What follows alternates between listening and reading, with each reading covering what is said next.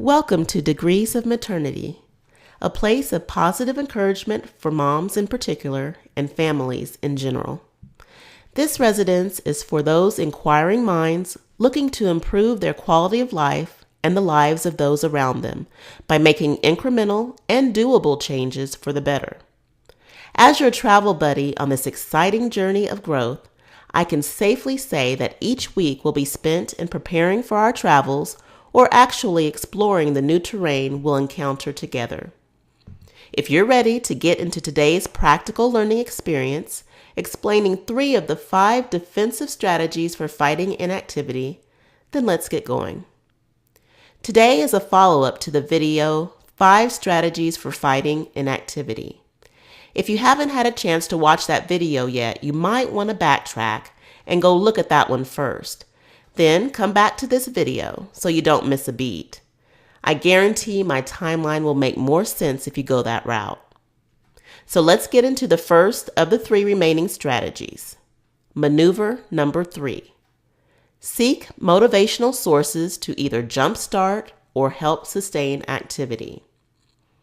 There will be those times when you need to draw strength from other sources to either help jumpstart your active motor or keep it running in a highly maintenanced condition. From time to time, a wise family member of mine has reminded me to use my resources. And I've taken what he said to heart, because those people or things that are readily accessible and willingly able to assist you in making positive strides in your life should be your primary go-tos in times of inactivity. When you need a little boost, never be hesitant in leaning on the support that your motivational sources can provide for you. Here's a list of resources or sources that easily come to my mind when thinking about motivators that have personally helped me get to moving. I'll tell you that some items on the list are best served as pre-work motivators, and the others would be more applicable to the while you work team. However, there are some that could fit into both groups. Which category do you think these items best fit into? You can most definitely pause the video now if you'd like to allow yourself a little time to sort out the list. So here's how I would probably categorize these items. But you and I are individuals and have our own unique version of what will work best for us. So I would encourage you to come up with your own list of motivators that get you into an active mode. Determine which category they rightfully fit into, and then commission these same motivators at the times you need them, either to get yourself going or to help keep yourself moving. Speaking of moving, let's move on to maneuver number 4. Break down tasks into smaller activities to attack. Tasks are less intimidating, especially the dreaded ones, when you can view them in more manageable, bite-sized work items that are easier to digest than trying to swallow the oversized task as a whole. For example, instead of assigning yourself the task of deep cleaning the kitchen, which is overwhelming to most people no matter the size of the kitchen, you can break this down into smaller activities to take on one by one. The breakdown might look something like this. Wipe off and sanitize all kitchen countertops. Wipe off all small appliances on the countertops. Clean inside of major appliances like the refrigerator. This task can even be broken down into mini tasks such as throw out all old food items, wipe out all bins, side doors, walls, and shelves of the refrigerator, wipe outside of the refrigerator, do the above for the freezer unit. Sweep and mop floors, do dishes, which you can further break down into rinse off dishes, load and run dishwasher, or hand wash dishes and air or hand dry them, put dishes away.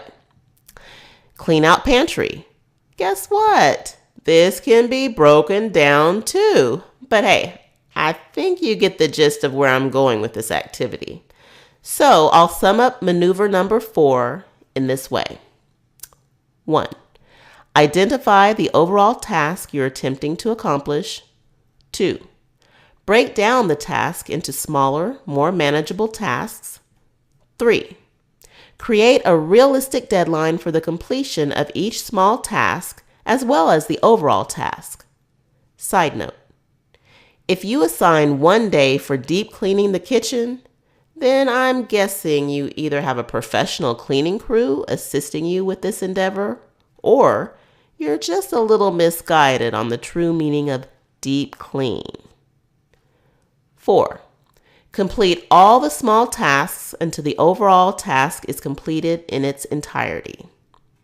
By following these steps, you're sure to position yourself with more of a willingness to attack formidable tasks head on instead of putting them off indefinitely or avoiding them altogether.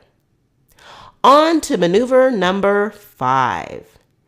Actively report to the accountability partners that will accompany you on the sidelines of the boxing ring. Now, I'm going to be brief and to the point on this one.